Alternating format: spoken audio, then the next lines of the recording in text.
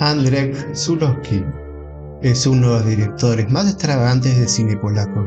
Conocido por dirigir películas de culto como Posesión y Lo importante es amar, un artista que no dejaba a nadie indiferente. Ver sus películas era meterse en un viaje en el que las emociones primaban sobre lo racional. Hoy en ¿Qué peli vemos? Hablaremos sobre su filmografía y algunos datos curiosos de su vida.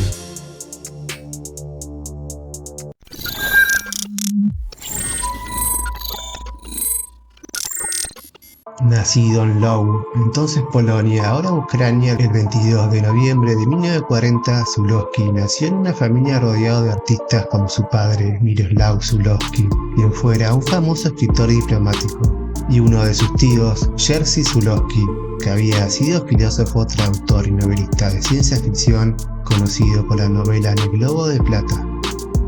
Zulawski estudiaría Ciencias Políticas y Filosofía para finalmente graduarse en cine en el Instituto de Altos Estudios de la Cinematografía de París, aunque el oficio verdadero lo aprendería siendo aún más joven como asistente de dirección de Andrzej Wajda en las películas Samson y El amor a los 20 años.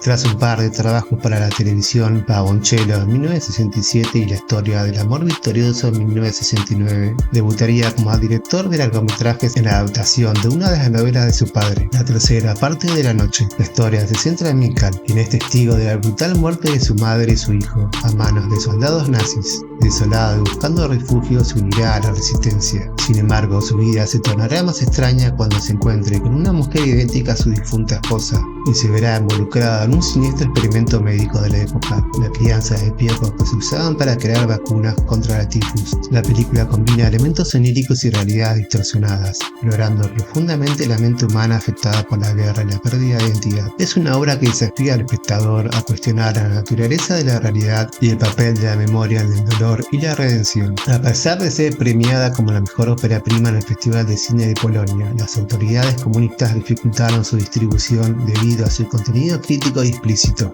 La película fue vista como una amenaza al orden establecido y se temía que sus temas y simbolismos pudieran incitar a la disidencia. W czasie, kiedy robiłem pierwszy swój film, tak samo bunt nie był moim celem, ale to, co zrobiłem, okazało się aktem buntu. Bardzo zresztą źle widzianego przez ówczesne władze. Chciałem robić zupełnie inne kino niż to, które wówczas było władne, panujące. A przede wszystkim chciałem, robiąc pierwszy swój film, człowiek żyje jedynie w świecie takim totalnie materialnym, w którym wstępuje do partii, żeby kupić sobie lodówkę, prawda? Czy też jest nadwartość, jest inna wartość.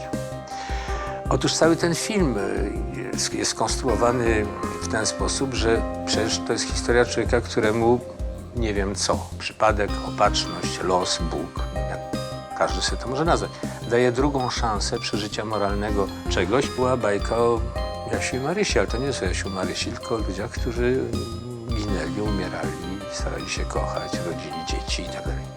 W których ja jestem w stanie zrozumieć i kochać, jest to, że oni nie wiedzą, że nie są po to, żeby wygłosić do nas kazanie, umoralnić nas, powiedzieć róbcie tak jak ja, bo to jest słuszne. Nie są Krzysztofem Kieślowskim. Tak bym powiedział. Myślę, że nie wolno zapominać o tym, co jest fizycznością tej całej gry w kino, tej całej bardzo poważnej i bardzo pięknej gry w kino. Kino jest zmysłowe.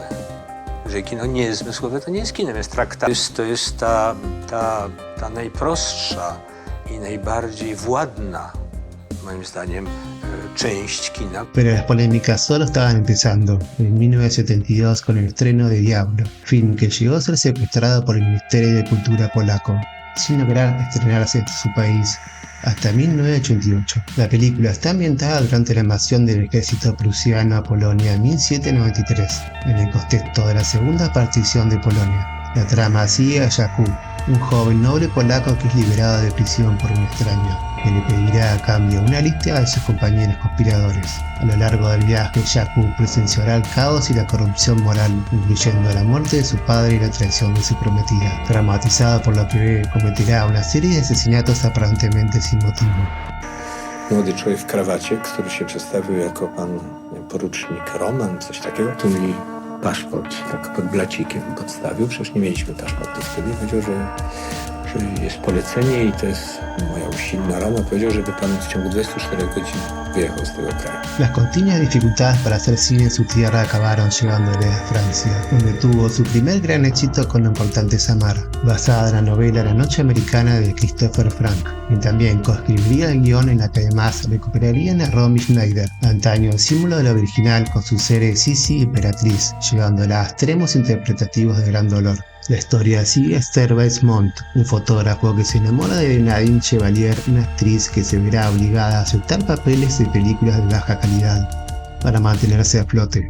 Servais decide ayudarla a relanzar su carrera y en el proceso sus vidas se entrelazarán en un tormentoso romance lleno de desafíos y sacrificios. La interpretación de Romy Schneider como Nadine es una de las más destacadas de su carrera y la película fue aclamada por su intensidad emocional y su representación honesta y cruda de la vida y el amor. Tras el éxito de La importante Samar, las autoridades polacas encargadas de los asuntos culturales reevaluaron su valoración de él como director y lo invitarían a regresar a Polonia a producir el nuevo proyecto de su propia elección. Zulawski, que siempre había querido filmar la novela de su tío abuelo, vio la oferta como una oportunidad única para lograr este objetivo y poder rodar sobre el globo de plata. La producción se llevó a cabo de 1976 a 1977, pero fue interrumpida por las autoridades polacas. La historia sigue a un grupo de astronautas provenientes de la Tierra, el cual llega a un planeta con características muy similares, siendo ellos la semilla de la nueva generación de habitantes, para luego dar un salto temporal al futuro y ver el desarrollo de esta nueva sociedad, inclinada más a lo religioso y mitológico, a tal punto de confundir a un nuevo llegado de la Tierra como un Mesías. El 1 de junio de 1977, Janusz Wilhelmi, viceministro de Asuntos Culturales, detuvo el trabajo de la película. Wilhelmi clausuró el proyecto cinematográfico, que estaba completado en un 80%, y ordenó que se destruyeran todos los materiales. Et le film était au 4/5e fait, c'est un film de 3 heures quand même, plus de 3 heures et demie de longueur. Eh bien, il a été brutalement arrêté par en tout cas le plus grand monteur. Eh bien, si vous regardez le générique de ces films, il y a 2 noms toujours, c'est pas juste Sergei Eisenstein, il y a toujours un autre monsieur, et l'autre monsieur c'était le surveillant politique, qui était là sur le plateau, qui regardait ce qu'on tourne bien, ce qui a été accepté, admis. Donc ils ont placé à la tête un type assez intelligent, et ce type assez intelligent est là, c'est très vendu au régime, donc un type parfaitement maléfique, s'est fait projeter tout ce qu'on avait tourné et a décrété, mais il l'a vu dans la journée, le soir il a décrété. C'est un film contraire à tous les principes qui régissent la vie politique, culturelle, sociale d'un pays sous régime socialiste, communiste. Donc un film anti-matérialiste, anti-marxien, anti-ce que vous voulez, anti-tout. J'attendais qu'ils disent anti-Union soviétique, mais en science-fiction, elle n'existait pas, bon, ça ne pouvait pas marcher. Il a tout arrêté, et non seulement arrêté, mais il a donné l'ordre de détruire tous les décors. Il a ordonné de tout détruire, de jeter les costumes dans un grand trou creusé quelque part et que même la mémoire du film disparaisse. La Pologne n'étant pas l'Union soviétique, on ne m'a jamais rien demandé, ce qui est la chose la plus curieuse. Je n'ai été convoqué devant personne. On ne m'a pas mis... lui a fait une conférence de presse mensongère où il a dit que c'est à cause des coûts astronomiques du film, ce qui est faux. On ne dirait jamais la phrase de Scorsese quand il a vu le film, il a dit mais combien de milliards de machins ça a dû coûter, quand on lui a dit que rien du tout, puisque tout a été fabriqué à la main en fait, de façon parfaitement rustique, il se disait que c'est quand même de l'ordre du miracle, du moins ça. Donc je n'ai été convoqué par personne ne me parlait non plus, j'avais pas droit au travail, je pouvais même pas faire taxi à Varsovie. J'avais ce qu'on appelle le billet de loup, donc c'est un truc qu'on écrit dans vos papiers, parce que nous avions tous des papiers, on avait tous les papiers du monde sauf des passeports. Sin embargo, los rollos de la película inacabada fueron conservados junto con el vestuario y la utilería por el estudio cinematográfico, por los miembros del elenco y el equipo. Recién a finales de 1985, Zulawski decidió completar la película. En 1986 se rodarían los planos de las calles de la Polonia contemporánea, a los que el director agregó una voz en off que describiría las escenas que faltaban, y sería estrenada en Cannes en 1988.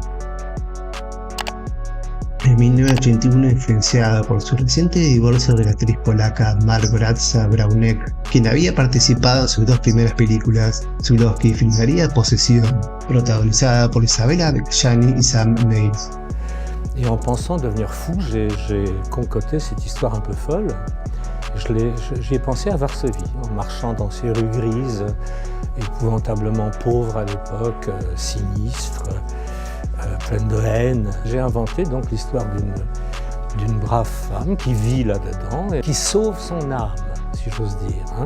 C'est très Europe de l'Est, cette expression. En fabriquant, en cultivant dans un petit appartement d'un quartier très pauvre de Varsovie, une espèce de chose qui échappe à l'entendement, qui échappe à tous les systèmes, à cette rue grise, à cette rue rouge, à tout cela. Et je l'ai donc complètement inventé ici, mais ici, non seulement je n'aurais jamais pu faire un film pareil, mais surtout moi, je n'aurais jamais pu faire un film pareil puisque j'étais banni, j'étais interdit. Et donc, un ami français d'ailleurs qui travaillait à Hollywood à la Paramount m'a envoyé une fausse invitation sur laquelle on m'a donné un vrai passeport et on m'a dit tu disparais dans les 24 heures sans faire de bruit et on verra ce que tu vas dire avant que ça soit Isabella Adjani. Curieusement, dès le début, dès le départ, je pensais que c'est une actrice extraordinaire d'abord. Personne ne voulait d'Isabelle qui s'était forgé une réputation épouvantable dans la profession, c'est-à-dire dès qu'on a du caractère et on est un tout petit peu... Et elle peut être facilement insupportable, comme beaucoup de ce qu'on appelle stars. Moi j'avais un billet de loup en Pologne, elle en avait un en France. On n'en voulait pas. La tragédie du film, c'est sur le dos de l'acteur principal qui porte tout. Sam Neill, on l'a fait venir. Je l'ai vu une fois dans un café. On a pris 2 bières bien australiennes ensemble. Et j'étais absolument certain que c'est lui. Sûr. La historia sigue a Mark, un espía que regresa a Berlín Occidental y descubre que su esposa, Anna, quiere divorciarse sin darle una razón aparente. Mark intentará entender las causas del comportamiento errático de Anna, por lo que contratará a un detective y descubrirá una serie de eventos cada vez más extraños y terroríficos. Soi-disant dans ce film, m'a prouvé une fois pour toutes qu'il ne faut jamais essayer de faire plaisir à qui que ce soit quand on fait un film. Il faut être déplaisant, dire non plutôt que oui. Et là, j'ai dit oui parce que la productrice française, mais qui s'est beaucoup battue pour le film, il faut dire, et qui est allée voir le Sénat de Berlin, qui a organisé tout un... Et elle m'a dit, tu sais, il y a cet Italien génial à Hollywood, Carlo Rambaldi, il a fait les Spielberg, il fait beaucoup de choses. Fais-moi confiance, tu l'as. Demain, tu l'as. Toute la nuit, ils sont restés, lui et 3 mecs de l'équipe de la déco, à bricoler le monstre qui, par la suite, se tortille sur un lit avec des trucs de pierre. Et ils l'ont fabriqué avec de la pellicule de cinéma, des bouts de bois et des fils noirs invisibles que toute l'équipe, pendant le jour du tournage, agitait dans tous les sens, dans une espèce de petite pièce comme ça, où il faisait très très chaud, parce que c'était l'été à Berlin, au bord du mur de Berlin. Tourné comme ça, en bricolant, moi, je me retrouvais finalement dans mes souliers. Et Carlo était très très fier de sa création par la suite, et elle est dans tous ses catalogues, il la montre, enfin il est parfaitement ravi. Un petit plaisir offert à une dame charmante qui était productrice et qui, comme je le disais, a beaucoup fait pour le film, s'est retourné complètement contre le film, puisque non seulement il nous a posé un gigantesque lapin casse-tête, enfin un truc qui paraissait insolvable pendant un moment, mais le film a été assez facilement pris par des cons pour un film d'horreur. La congregación como actriz a Isabella Adjani, pero la intensidad del rodaje la llevaría a cometer un intento de suicidio. Ese mismo año ganaría el Cannes a Mejor Actriz.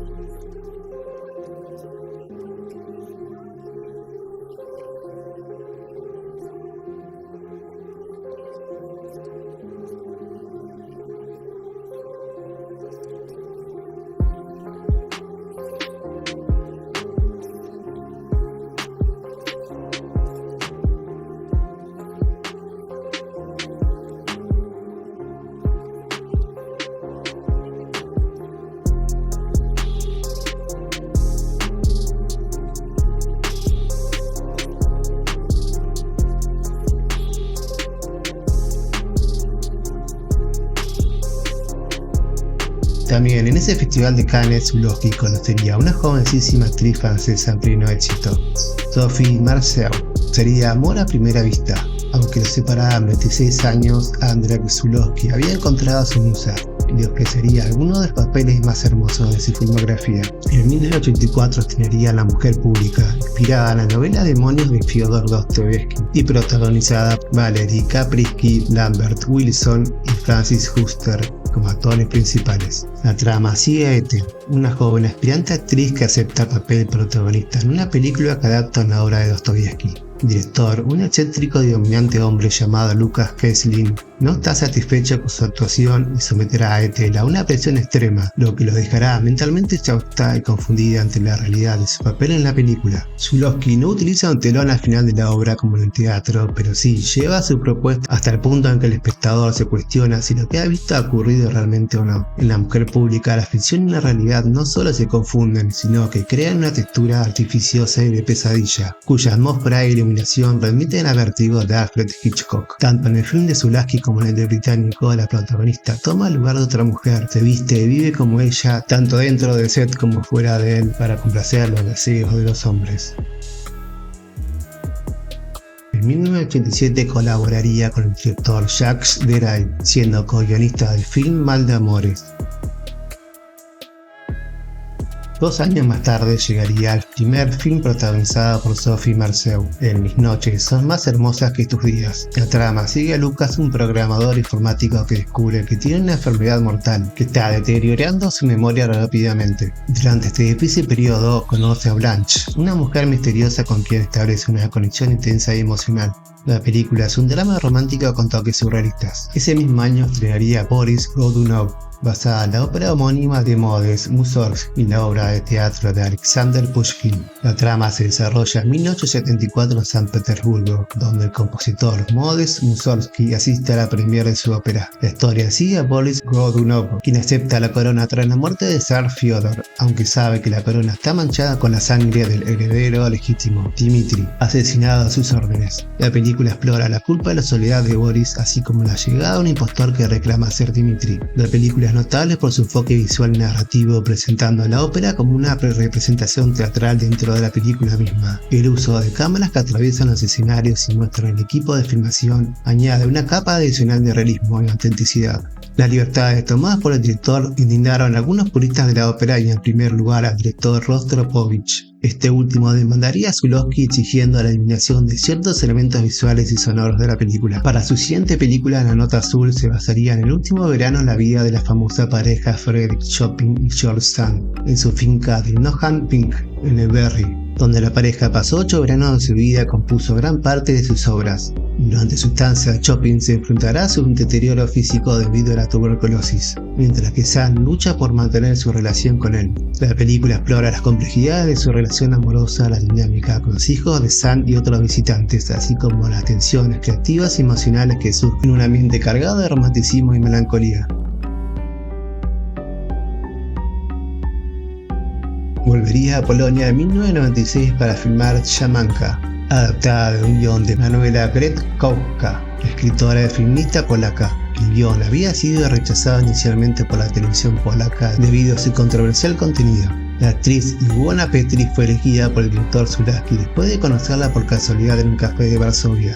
Petri era en ese momento una estudiante de sociología sin experiencia previa en la actuación, aunque hubo rumores en la prensa polaca de que Zulawski utilizaría el vudú para mejorar el rendimiento de Petri. En realidad fue entrenada por el entrenador francés Harmel Zubraide, que había trabajado anteriormente con Juliette Binoche. La trama sigue a Michal, un profesor de antropología en Varsovia quien se obsesiona con un chamán momificado que encuentra durante una excavación. Mientras investiga la historia del chamán, Mike Michal conoce a una joven estudiante llamada La Italiana, que busca el apartamento. Su relación se volverá intensa y obsesiva con elementos de pasión, brutalidad y locura. La película explora temas de poder, control y la línea borrosa entre la realidad y la fantasía.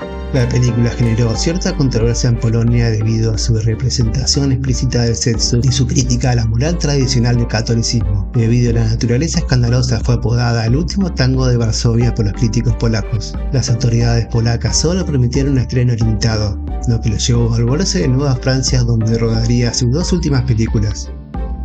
Ça veut dire quoi, choquer? Il n'y a pas de soldat à l'entrée d'une salle qui vous pousse à la force des baïonnettes pour aller voir un film. Vous êtes très libre d'entrer et de sortir. Je ne vois pas, c'est quelque chose de très consenti. On est prévenu d'avance, on vous prévient même terriblement fort. Pour un film, je ne pense pas qu'il est tellement choquant. On vous dit, oh là là là là, c'est très choquant. Donc vous êtes plutôt archi prévenu. Je récuse un peu cette notion de choquer, pas choquer. Moi, ce qui me choque, c'est l'ennui et la bêtise. Fidelidad en el año 2000 basada en la novela del siglo XVII La princesa de Cleves, de Madame de Lafayette. La trama sigue a Clelia, una talentosa fotógrafa que consigue un trabajo en un periódico sensacionalista de París y se involucrará románticamente con un excéntrico editor de libros infantiles, mientras resiste los avances sexuales de otro fotógrafo. Es considerado uno de los films más reflexivos de su filmografía. 15 años más tarde regresaría de retiro para filmar Cosmos, adaptando al escritor Witold Gombrowicz, con quien compartía el pasado de haberse tenido que exiliar de Polonia. La trama sigue a un joven que visita una casa de huéspedes francesa con un amigo con la esperanza de escribir una novela. Sin embargo, se verá envuelto en un misterio y se encontrará con los extraños habitantes de la casa.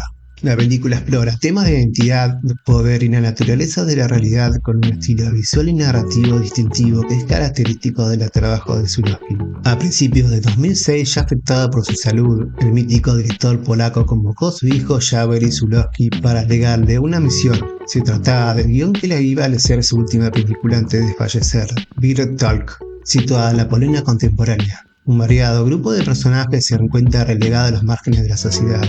Un profesor de historia, interpretado por Sebastian Pawlak, es constantemente acosado por sus alumnos, por lo que será despedido por su incapacidad para controlarlos. Puede enseñarles un pasado al que no les interesa conocer. Paralelamente, una joven llamada Katarina Choknaka intentará filmar una película con su teléfono móvil sobre la escuela, siguiendo a Marian, un colega del profesor de historia que imparte clases de ética y literatura, y el cual es interpretado por Sebastian Fabiaski, el cual se presenta como un hombre que firma estar escribiendo un guión. El padre de Marian, un venerado director de cine, vive de la fama de una única película en inglés que dirigió hace décadas. En este entorno también encontraremos a un prominente compositor interpretado por Eric Kulm, quien padece de lepra respiratoria. Estas son algunas de las piezas de un rompecabezas de personajes marginados en una Polonia caótica dominada por los dictados de un nuevo idioma.